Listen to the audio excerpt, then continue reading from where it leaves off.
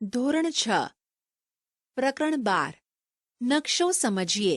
પ્રવાસીઓ ગુજરાતના જુદા જુદા પ્રવાસન સ્થળો જેવા કે સોમનાથ, દ્વારકા, તરણેતર, અંબાજી, ધોરડો, સાપુતારા વગેરે સ્થળોની મુલાકાત લે છે. તેઓ આ પ્રવાસન સ્થળોના ભૌગોલિક વિસ્તારથી અજાણ હોવા છતાં પોતે નિશ્ચિત કરેલ સ્થળો સુધી ખૂબ જ સરળતાથી પહોંચી જાય છે. તેનું કારણ શું? કારણ માત્ર એટલું જ કે તેમની પાસે પ્રવાસન સ્થળો દર્શાવતો નકશો હોય છે. તેઓ નકશા વાંચન દ્વારા પોતાના પ્રવાસન સ્થળ અંગેની માહિતી પ્રાપ્ત કરી શકે છે. વર્તમાન સમયમાં પ્રવાસ ઉપરાંત બીજા અનેક પ્રકારના હેતુઓ માટે નકશા ખૂબ જ ઉપયોગી બની ગયા છે. આજે તો વિજ્ઞાન અને ટેકનોલોજીના યુગમાં જીપીએસ એટલે કે ગ્લોબલ પોઝિશન સિસ્ટમની મદદથી તમે વિશ્વના કોઈ પણ સ્થળે સ્વયં પહોંચી શકો છો. આપણે આ પ્રકરણમાં નકશા વિશે સમજ મેળવીએ. પૃથ્વીનો ગોળો પૃથ્વીનો અભ્યાસ કરવા માટે ઉપયોગી છે, પણ જ્યારે પૃથ્વીના કોઈ એક ખંડ, દેશ, રાજ્ય, જિલ્લા, તાલુકા, શહેર કે ગામનો અભ્યાસ કરવા માટે નકશો વધારે ઉપયોગી છે. નકશા શબ્દનો અંગ્રેજી પર્યાય મેપ છે. મૂળ લેટિન ભાષાનો શબ્દ મેપા મુન્ડી ઉપરથી અપભ્રંશ થઈને મેપ બન્યો છે. તેનો અર્થ હાથમાં રાખી શકાય તેવો કાપડનો ટુકડો એવો થાય છે. સામાન્ય અર્થમાં નકશો પૃથ્વીની સપાટી અથવા તેના કોઈ એક ભાગના સપાટ કાગળ પરના આલેખનને નકશો કહેવાય છે. મોટો વિસ્તાર ધરાવતા પ્રદેશની ઘણી બધી વિગતોને નકશામાં સમાવેશ કરી શકાય છે. નકશા પોથીના નકશા એટલાસ મેપ પૃથ્વી અથવા તેના વિશાળ ભાગની બહુવિધ વિગતો દર્શાવતા નકશાના સમૂહને નકશા પોથી કહે છે. તેમાં રાજકીય, વહીવટી, પ્રાકૃતિક અને સાંસ્કૃતિક વિગતો દર્શાવેલ હોય છે. નકશાની મદદથી જે તે પ્રદેશની સંપૂર્ણ વિગતો જાણી શકાય છે. નકશા વિવિધ પ્રદેશની મહત્વની વિગતો જેવી કે પ્રાકૃતિક, પર્વત, ઉચ્ચ પ્રદેશ, મેદાન, નદી, સરોવર વગેરે અને સાંસ્કૃતિક, પરિવહન, ઉદ્યોગો, ખેતી, સિંચાઈ વગેરે દર્શાવે છે. નકશાના પ્રકાર. નકશાના મુખ્ય 2 પ્રકાર છે: હેતુ આધારિત નકશા અને માપ પ્રમાણે નકશા. 1. હેતુઓ આધારિત નકશા થીમેટિક મેપ. આ પ્રકારના નકશા જરૂરિયાત પ્રમાણેની વિગતોના આધારે તૈયાર કરવામાં આવે છે. હેતુ આધારે તૈયાર થતા નકશાને તેમાં દર્શાવતી પ્રાકૃતિક અને સાંસ્કૃતિક વિગતોના આધારે મુખ્ય 2 વિભાગમાં વર્ગીકૃત કરવામાં આવે છે. એ. પ્રાકૃતિક નકશા. બી. સાંસ્કૃતિક નકશા. એ.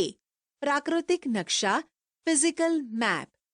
કુદરત નિર્મિત વિગતોનું આલેખન કરતા નકશાઓને પ્રાકૃતિક નકશા કહે છે. પ્રાકૃતિક નકશામાં પૃથ્વીના પ્રાકૃતિક ભૂમિ સ્વરૂપો જેમ કે પર્વત, ઉચ્ચ પ્રદેશ, મેદાન, નદીઓ, મહાસાગરો વગેરે દર્શાવવામાં આવે છે. વન્ય પ્રાણીઓ, વનસ્પતિ, જંગલો, ખનિજ વગેરેનું વિવરણ દર્શાવતા નકશાઓ પ્રાકૃતિક નકશાના ભાગ છે. 1. ભૂપૃષ્ઠના નકશા. આ નકશામાં પર્વતો, ઉચ્ચ પ્રદેશો, મેદાનો, જળ પરિવાહ વગેરે દર્શાવેલ હોય છે. 2. હવામાન કે આબોહવાના નકશા.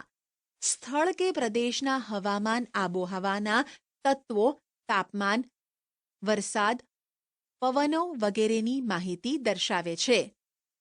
3. ખગોળીય નકશા. ગ્રહો, ઉપગ્રહો, આકાશગંગા, નક્ષત્રો વગેરે અવકાશી પદાર્થોની માહિતી આપતા નકશા ખગોળીય નકશા કહે છે. બી. સાંસ્કૃતિક નકશા. માનવ સર્જિત વિગતોનું આલેખન કરતા નકશાને સાંસ્કૃતિક નકશા કહે છે. આ નકશામાં માનવીની વિવિધ પ્રવૃત્તિઓનો નિર્દેશ કરેલ હોય છે. રાજ્યનો નકશો ખેતી, વસ્તી, પરિવહનના નકશા સાંસ્કૃતિક નકશાના ઉદાહરણ છે. એક. રાજકીય નકશા, ખંડ, દેશ, સ્થાનિક વહીવટીતંત્ર તથા તેની સરહદોની માહિતી આપતા નકશા રાજકીય નકશા કહે છે. 2. ઔદ્યોગિક નકશા, ઔદ્યોગિક ક્ષેત્રો, ઉદ્યોગોનો તબક્કાવાર ઇતિહાસ, ઉત્પાદન વગેરેની માહિતી ઔદ્યોગિક નકશાઓમાં આપવામાં આવે છે. 3. ઐતિહાસિક નકશા, પ્રાદેશિક કે રાષ્ટ્રીય વહીવટી તંત્રનો ઇતિહાસ દર્શાવતા નકશા ઐતિહાસિક નકશા કહે છે. આ સિવાય માપ પ્રમાણે પણ 2 પ્રકાર છે. 2. માપ આધારે નકશાના પ્રકાર. સામાન્ય રીતે એક નકશાનું પ્રમાણ માપ 1 સેન્ટીમીટર જેમ કે 50 કિલોમીટર કરતાં ઓછું હોય તો તેને મોટા માપના નકશા કહે છે.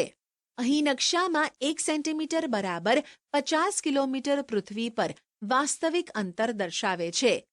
મોટા માપના નકશામાં વિગતો વધારે દર્શાવેલ હોય છે, જેમ કે તાલુકા, શહેર કે ગામના નકશા મોટા માપના નકશાના ઉદાહરણ છે. નાના માપના નકશામાં પૃથ્વી સપાટીનો વિશાળ વિસ્તાર દર્શાવવામાં આવે છે, જેમ કે જુદા જુદા ખંડ કે દેશના નકશાને નાના માપના નકશા કહે છે.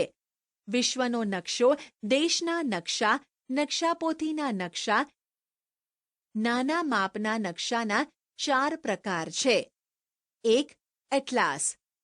2. કેડેસ્ટ્રલ. 3. સ્થળ વર્ણન. 4. ભીંત નકશા. નીચે આપેલ કોષ્ટકમાં તમારી શાળામાં ઉપલબ્ધ નકશાઓની યાદી તૈયાર કરો. નકશાઓમાં કઈ વિગત દર્શાવેલી છે તેની નોંધ કરો. નીચે આપેલ નકશાઓનું અવલોકન કરી તેના પ્રકારની નોંધ કરો. આટલું જાણો. ભારતમાં નકશાઓ બનાવતી મુખ્ય 3 સંસ્થાઓ છે. NATMO, national atlas thematic map organisation. આ સંસ્થા કોલકાતામાં આવેલી છે. તે વિતરણ દર્શાવતા નકશાઓનું નિર્માણ કરે છે. NRSA, national remote sensing agency. આ સંસ્થા હૈદરાબાદમાં આવેલી છે. તે ઇસરો દ્વારા અવકાશમાં સ્થાપિત ઉપગ્રહ દ્વારા લેવાયેલ તસવીરથી નકશાઓ તૈયાર કરે છે. Survey of India. આ સંસ્થા દહેરાદૂન ખાતે આવેલી છે. આ સંસ્થા નકશા નિર્માણ અને તેના ઉપયોગ માટેની મંજૂરી આપે છે. આપણા પાઠ્યપુસ્તકના નકશા આ સંસ્થા દ્વારા પ્રમાણિત કરેલ છે. નકશાના અંગો. નકશાના મુખ્ય 3 અંગો છે. આ 3 અંગ દિશા, પ્રમાણમાપ અને રૂઢ સંજ્ઞાઓ છે. દિશા, ડિરેક્શન. સામાન્ય રીતે તમે નકશામાં અવલોકન કરો છો ત્યારે તમે ચિહ્ન જુઓ છો. આ તીરનું નિશાન ઉત્તર દિશાનો સંકેત કરે છે. જ્યારે તમને ઉત્તર દિશાનું જ્ઞાન હોય તો અન્ય બીજી દિશાઓ પણ નક્કી કરી શકો છો. તમે ઉગતા સૂર્ય સામે મુખ રાખીને ઊભા રહો તો તમારો ડાબો હાથ ઉત્તર દિશા બાજુ અને જમણો હાથ દક્ષિણ દિશા બાજુ આવશે. તમે ઉગતા સૂર્ય સામે ઊભા છો તે તમારી પૂર્વ દિશા છે અને પીઠ બાજુની પશ્ચિમ દિશા છે. ઉપરયુક્ત આકૃતિ 12.5માં 4 મુખ્ય દિશાઓ દર્શાવેલ છે, જ્યારે અન્ય 4 મધ્યવર્તી દિશાઓ છે. ઉત્તર પૂર્વને ઈશાન, દક્ષિણ પૂર્વને અગ્નિ, દક્ષિણ પશ્ચિમને નૈઋત્ય અને ઉત્તર પશ્ચિમને વાયવ્ય દિશા કહે છે. દિશાઓ અને મધ્યવર્તી દિશાઓની મદદથી નકશામાં કોઈ પણ સ્થળ શોધી શકાય છે. આકૃતિના આધારે નીચેના પ્રશ્નોના જવાબ લખો. 1. મંદિરની દિશા. 2. પોસ્ટ ઓફિસથી કૂવાની દિશા. 3. તળાવથી પાણીની ટાંકીની દિશા. 4. ખેતરથી પોસ્ટ ઓફિસની દિશા. 1. મંદિરની દિશા પૂર્વ છે, એટલે કે મંદિર પૂર્વ દિશામાં છે. 2. પોસ્ટ ઓફિસથી કૂવાની દિશા પશ્ચિમ દિશા છે. 3. તળાવથી પાણીની ટાંકીની દિશા પૂર્વ દિશા છે. 4. ખેતરથી પોસ્ટ ઓફિસની દિશા પૂર્વ દિશા છે. આટલું જાણો. હોકાયંત્ર. ચુંબકના ગુણધર્મને આધારે વિકસાવવામાં આવેલ સાધનને હોકાયંત્ર કહે છે. હોકાયંત્ર કાચથી ઢંકાયેલું બોક્સની અંદર એક ચુંબકીય સોય ધરી પર રાખેલી હોય છે, જે મુક્ત રીતે ફરી શકે છે. સોય ઉપર એન અને એસ દર્શાવેલ હોય છે. હોકાયંત્રનો ઉપયોગ વહાણ, સ્ટીમર, સબમરીન, વિમાન વગેરેમાં દિશા નિર્ધારણ માટે થાય છે. હોકાયંત્રની સોય હંમેશા ઉત્તર દક્ષિણ દિશા તરફ જ શા માટે હોય છે? પ્રમાણ માપ સ્કેલ. પૃથ્વી ઉપરના કોઈ પણ બે સ્થળ વચ્ચેનું અંતર અને તે બંને સ્થળોના નકશા ઉપરના અંતર વચ્ચેના ગુણોત્તરને પ્રમાણ માપ કહે છે. પ્રમાણ માપ 1 સેન્ટીમીટર જેમ 100 કિલોમીટર હોય એટલે કે નકશામાં દર્શાવેલ 1 સેન્ટીમીટર વાસ્તવિક પૃથ્વી પરનું અંતર 100 કિલોમીટર છે. અંતર દોરી કે માપપટ્ટીની મદદથી શોધી શકાય છે. રૂઢ સંજ્ઞાઓ કન્વેન્શનલ સાયન્સ. વિદ્યાર્થી મિત્રો, તમે ઘરેથી શાળાએ આવો છો ત્યારે કેટલાક વિશિષ્ટ ચિહ્નો કે પ્રતીકોનું અવલોકન કર્યું હશે. નીચે આપેલ કોષ્ટકમાં તમે જોયેલા ચિહ્નો દોરો અને તેની વર્ગખંડમાં ચર્ચા કરો. નકશામાં જુદી જુદી પ્રાકૃતિક અને સાંસ્કૃતિક વિગતો દર્શાવવા કેટલાક વિશિષ્ટ ચિહ્નોનો ઉપયોગ થાય છે. તેને રૂઢ સંજ્ઞાઓ કહે છે. નકશામાં રૂઢ સંજ્ઞાઓ દર્શાવવા માટે નિશ્ચિત અક્ષરો, છાયાપ્રકાશ, રંગો, ચિત્રો અને રેખાઓનો ઉપયોગ કરવામાં આવે છે. આ રૂઢ સંજ્ઞાઓની મદદથી પ્રાકૃતિક અને સાંસ્કૃતિક વિગતો સરળતાથી દર્શાવી શકાય છે. નકશાની રૂઢ સંજ્ઞાઓની ભાષા કે ચિહ્નો સરળ અને સર્વમાન્ય ભાષા છે. આ ચિહ્નો સંદર્ભે આંતરરાષ્ટ્રીય સમજૂતી હોવાથી નકશાઓમાં રૂઢ સંજ્ઞાઓનો ઉપયોગ થાય છે. નીચે આપેલ કોષ્ટકમાં રૂઢ સંજ્ઞાઓનું અવલોકન કરો અને તમારા શિક્ષકની મદદથી સમજો. ચિહ્નો ઉપરાંત નકશામાં જુદા જુદા રંગ અને રંગ સ્તરથી વિભિન્ન પ્રાકૃતિક અને સાંસ્કૃતિક વિગતો દર્શાવી શકાય છે. નીચે આપેલ કોષ્ટકમાં પ્રાકૃતિક અને સાંસ્કૃતિક વિગતોને રંગ વડે દર્શાવેલ છે. ભૂમિ સ્વરૂપ કથ્થઈ, બદામી. જળ સ્વરૂપ વાદળી. વનસ્પતિ પ્રદેશ લીલો. રેલ માર્ગ કાળો. જમીન માર્ગ લાલ. ખેતી પીળો. ભારતનું સ્થાન. ભારત એક વિશાળ ભૂમિભાગ છે. ભારત દેશ પૃથ્વી પર ઉત્તર પૂર્વ ગોળાર્ધમાં આવેલ છે. ભારત એશિયા ખંડમાં દક્ષિણ ભાગમાં આવેલો છે. ભારતની ઉત્તરે હિમાલય પર્વતમાળા આવેલી છે. પૂર્વ દિશાએ બંગાળનો ઉપસાગર અને પશ્ચિમ દિશાએ અરબ સાગર આવેલો છે.